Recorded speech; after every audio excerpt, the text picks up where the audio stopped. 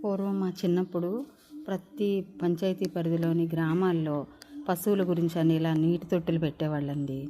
అవి పశువులు కానీ పక్షులు కానీ వీటిని ఉపయోగించుకునేవి. చక్కగా నీటి ఇది కొదవ లేకుండా ఉండేదన్నమాట.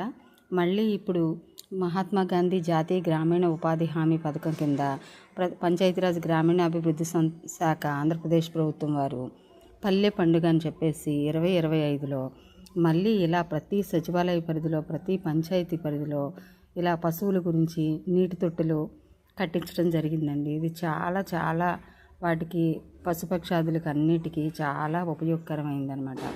ఇప్పుడు నేను ఉంటుండగా ఇక్కడ ఒకటి తాగుతూ కనిపించిందండి. అసలు దాన్ని తీద్దామని దగ్గరికి వెళ్ళా, కానీ అది నన్ను చూసి వెళ్ళిపోయింది. ఇలా ఎప్పటికప్పుడు ఈ తొట్టిని నింపుతూ ఉంటారు. ఇలాగ పశువులు వచ్చి తాగుతూ ఉంటాయి అన్నమాట. పల్లె ప్రాంతం అంటేనే పశువులు కదండి. Thank you.